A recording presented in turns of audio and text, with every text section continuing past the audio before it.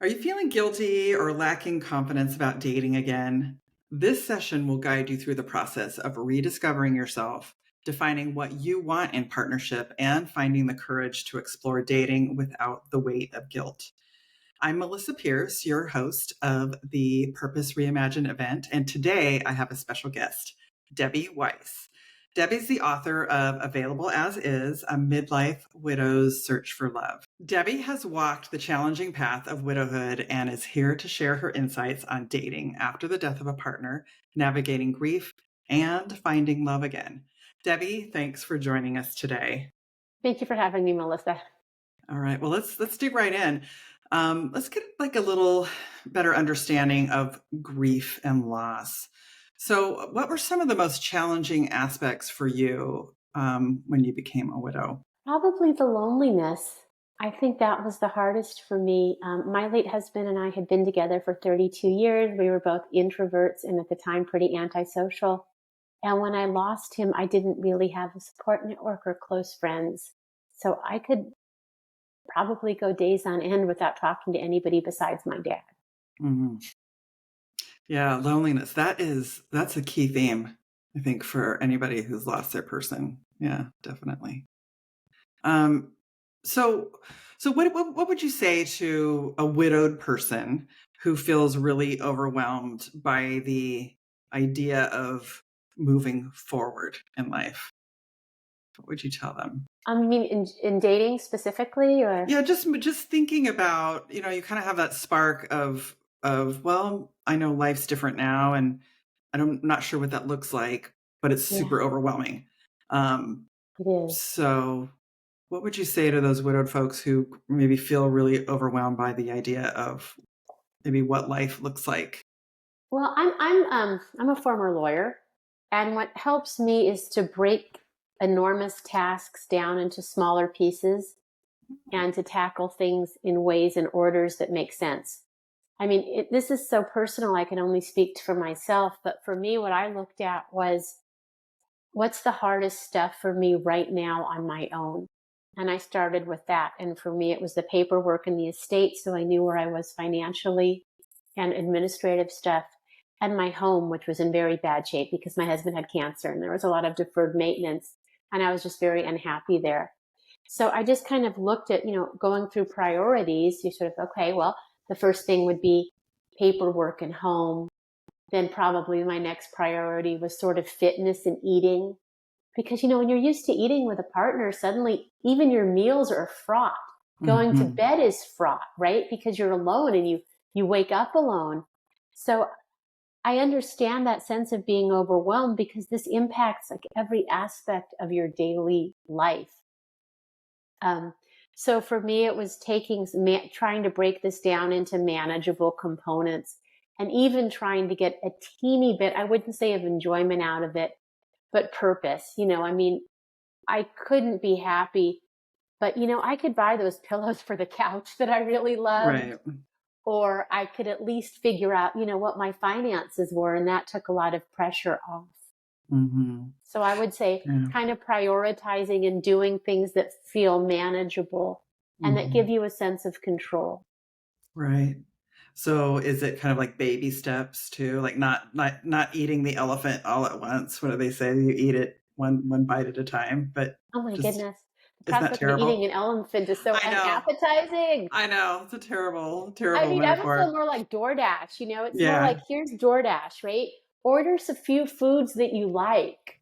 Hmm. Start with ordering some nourishing food, and if you discover that's not healthy enough, then start meal planning. But Right. kind of gradually moving into things in a way that's gentle, Yeah. but incremental and in pieces. Definitely baby steps. Hmm. That was the thing that helped me the most. Like, um, I can't stand my living room. Well, I'll get new cushions. Well, I don't like that. Well, okay, I'll remodel it more. And then, some years later I moved, but it was little pieces. It wasn't Hmm. beginning with, I'm going to move to a whole new city, Right. which is Yeah. sometimes what people have told me to do. And it's not, that's not helpful. Right. And that can make you even more overwhelmed. Yeah, for sure. So you Exactly. wrote a book I did. about navigating the dating world. So let's get into that. So, someone who's exploring, dating and re-partnership. So, what kind of wisdom could you offer that person considering, dating after the loss of their spouse or life partner? It's a big question. It is. Here it is. I guess be clear in your mind what you want. Because sometimes we're pressured. I lost my husband at 49 and people were very encouraging. Oh, you'll date again. You're so healthy. You can date. Well, ultimately I did want a partner, but I didn't need people telling me when it was time to think about that. It's your choice. And some women, we choose not to ever be partnered again. And some people just want peace and they want to be on their own, especially maybe raising children. So I think it's very important to be clear what you want also. Do you just want some friends for a little bit? Do you want to just go out and have some fun? Do you want a long-term relationship immediately? Maybe not. Some people can't handle that. They want more of a casual thing. So I think for a start, to know what you want and what feels good for you. And then secondly, to feel good about yourself. Because dating isn't always a super positive experience. And sometimes the people you meet aren't the most kind necessarily, although hopefully you can screen out the unkind. So it's important to really feel good about who you are and confident in yourself to withstand that. Yeah. I like what you said. It's you kind of have to define what you want it to look like, and kind of throw the rule book or what they are saying you should be doing. You get to define that yourself, whether it's you just want to casually date or you want to really dig in with a new partner or you just want to have fun. You get to decide, and you get to change your mind too. You do. Right? Yeah. This isn't a legal contract. This isn't in writing. You get to say, oh, I really do want something more serious. You get to say, I hate the whole thing. I don't want to do it for a while. Or you get to say, I just want to go out and have some drinks and have some fun. It's all up to you. Yeah. Kind of you're in the driver's seat. This is your life, right? Right, Yeah. exactly. Yeah. So, how do you know, or how would one know when they're ready to start dating again? Well, a few things. I've been thinking about that recently because I'm doing a sheet about that. I would say there's a few things. One, you need to feel good about yourself. I meet so many women, widowed, not women, say, well, when I lose 10 pounds and I get the gray out of my hair and then I'll date, you look fine. For the right person, you look fine. I see plenty of people who find love later in life and they are unremarkable, normal looking people. What makes them stand out generally is that they are kinder, they are open, and they have better personalities.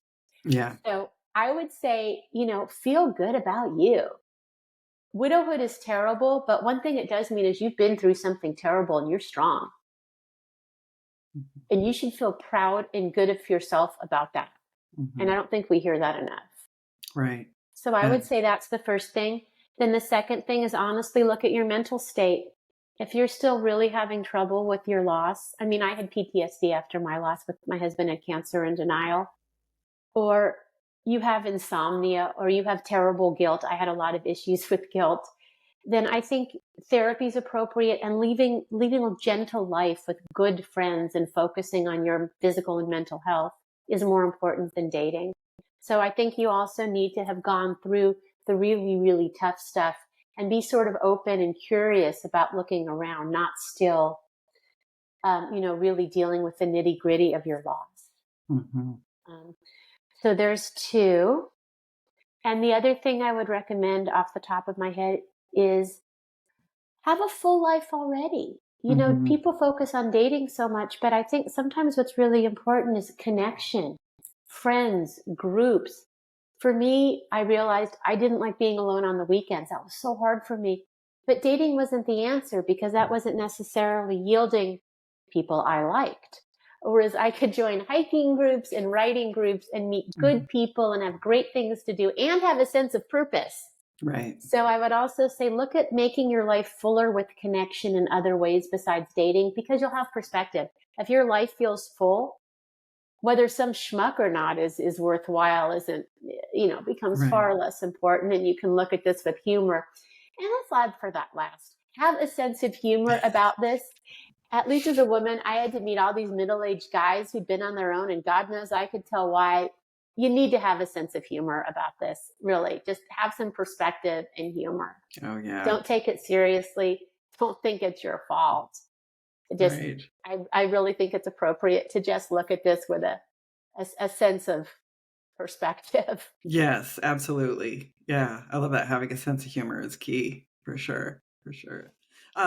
So maybe we touched on this, or maybe you can touch on it a little more. But what do you think some common challenges or misconceptions about dating as a widow or widower? Because there are men who are going to be watching this presentation. So common challenges or misconceptions. Well, I can speak to being a widow. I think Mhm. things are different for men in the patriarchy in general. Mhm. As a widow, I would think men were afraid that I would be needy, that I'd been, my husband and I were very close. He did everything for me. So I think they thought maybe I was looking for somebody else. Maybe they didn't understand that having been in that situation, and I was going to make sure I was never in that situation again. I was going to know where the finances are. And if I can't fix things myself, have someone who could. So it was a conception of being needy, and definitely an issue of being, what do I want to say? A matter of being dumb. I seem to think they seem to think I needed help with basic stuff. Mm. I was still a lawyer. And one of my favorite things I said, and when I was writing, is, I might be a widow, but I'm not a moron. So I got a sense that they seemed to think they could be sort of patronizing or a little superior. I don't think so. So I definitely, the misconceptions were neediness, a level of naivete. Mhm. Some guys, as a homeowner, like, well, some guy's going to steal all your stuff. It's like, some guy's going to, I wouldn't, but it's like, yeah. So the baseline here is someone who tries to take my sports car. I mean, really, my baseline's Bernie Madoff. I mean, that was kind of ridiculous. Mm. And then I guess the third level was that, we'd be looking for something so much, like you're out to get married again. Somehow it was the idea that being a widowed person, we're trying to replicate a marriage as opposed to just kind of dipping your toe in the water and Mhm. looking, be hyper serious about commitment or something, which again wasn't the case. Right. Yeah, I think there's a misconception about, well, I think it does happen too, about being taken advantage of because you are in this kind of vulnerable state. Um, so, I Yeah. mean, maybe that's not a misconception. Maybe Maybe that's it is true. in some Yeah. ways, maybe emotionally, Hmm. I guess you do have to be very careful. Yeah. Yeah. And earlier you touched on guilt, like that feeling of guilt. That's real. Yeah, that's real. Um, So, how can widowed people embrace new relationships without feeling like they're betraying their their spouse who died? I had a lot of guilt about that because, he was gone. I could go on to have a good life and he couldn't. And one thing I think is to know that a partner who loves you would want you to go on and have a good life. Mhm. One thing is that, your partner who loved you doesn't want you to be lonely or unhappy for the rest of your life. That would be heartbreaking. Mhm. Um, the other thing is that, the idea, of course, is that we can love more than one person in different ways, in the sense that just because you go on to have a good partnership after losing a spouse doesn't mean you love your spouse any Right. less. It means, you value your life, you want to move forward. It's almost a little bit of a tribute in that the things you've learned in your marriage, you can carry forward on into your life to make your second partnership good, and the lessons you've learned from before. You can have a wisdom from that, right? That you're sharing. And I think that's beautiful. Yeah. Um, so I think those things very much that, one, your partner doesn't, your late spouse doesn't want you to be miserable. And two, they can always be in your heart and always be a part of you. And you can carry those lessons forward. Yes. Oh, that's beautiful. Yeah.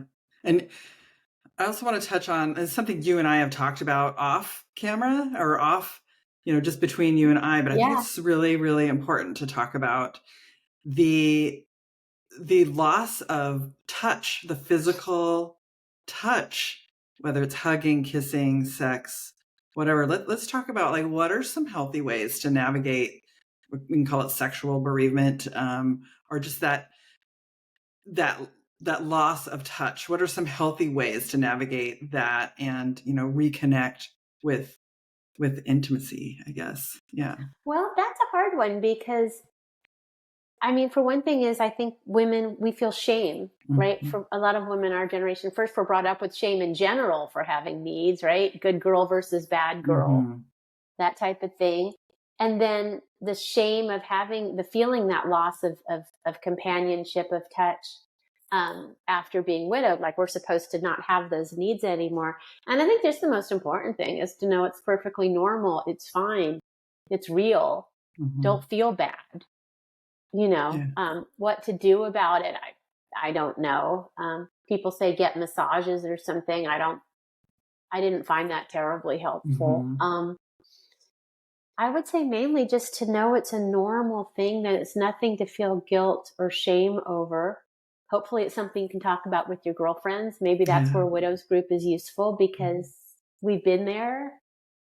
But it's a perfectly normal thing. And I think mainly just not feeling any shame or guilt is fine. And then dealing with it however one sees fit. I mean, some people do friends with benefits before they're Mhm. ready for something emotionally. I mean, I really can't comment on that. It's so personal. But I think mainly it's a matter of doing what you need, that isn't harmful to you, but without any shame or guilt, you know? Yeah. Yeah, there should be no place for shame in this Right. in this experience at all, Right. because we're all just trying to do our best to feel better. So, yeah. Right, exactly, and we're gonna have Mhm. all these emotions, and some of them are Mhm. crazy. I mean, I've had anger when I lost my husband, and Oh, I yeah. didn't wanna feel angry with him, but Mhm. there it was, and, had to work with it. Yeah. Yeah. Just let those feelings move through you. You gotta process them, and yeah. Exactly. Mhm. Yeah. Grief therapy is always good. Oh, yes. I had, my grief counselor because I was, the lack of touch was an issue, and she suggested that I find a trusted male friend and just ask them just to hold me. There you go. I Yeah, never did it because it felt weird to me, but I think that's something that if you have somebody like that in your life, um, just to feel that, yeah. being held, that touch. So, um, like, could you let's on the dating scene, could you share some practical steps for building some confidence when you're considering dating? Because as we know, the confidence and the self-esteem takes a huge hit. So how do you think folks could kind of maybe look at building their confidence or rebuilding their confidence when they're Well, thinking about one thing dating? I would say is to socialize in other ways. Mhm. Have girlfriends, go out, have some fun with people when it's not a dating situation. I know I joined hiking groups and I met men and women. Um, and it was nice because we weren't all, dating or anything, but I got a sense of being in a co ed setting and functioning perfectly well. And so I would say looking for other things, drawing. I took a drawing class recently. Just being in co ed settings with people and seeing that you're doing great. Mhm. Um, Secondly, I think it's to understand that people go, "Oh God, I'm dating so much," and it's like, not really. You can pick who you want to meet. You can screen whoever you want to screen. You can have a short conversation with them before you meet to make sure they seem sane, and then you can meet them for coffee or a drink. I think coffee's a little better. You meet in daylight hours, someplace close, make it an hour, hour and a half. You can even start off by saying, this is great, but, in an hour and a half, I have a Zoom call. So I've got to be, I've Mhm. got a dentist appointment, whatever. You can make this a very controlled, limited amount of time and effort. So it isn't this huge, overwhelming thing. If you just meet a guy and he says, "Oh, that's great. We're going to go for this 8-course meal." No, no, no. Let's meet for coffee first. Or, somebody who says, "Let's meet at a hotel," get rid of them immediately. Mhm. I think one of the most important things is to screen and also follow your instincts. I think a lot of the time as women, we're taught to be so conciliatory, we don't follow our instincts. But if someone's contacting you and they seem a little off, just get rid of them. Don't worry about it. There's plenty of other people. Follow your instincts, and that will help you gain more confidence as you learn to rely on yourself more. Mm. Oh, that's good. Yeah, that's and kind of one last question. So, if you have any like insider tips or resources that you might recommend for those who are starting to think about dating, like any particular resource or something you thought was really helpful that you'd want to share with this Well, one thing audience. you can do, I don't know if it's helpful or not, is you can try to do the most lurky mode you can on a website.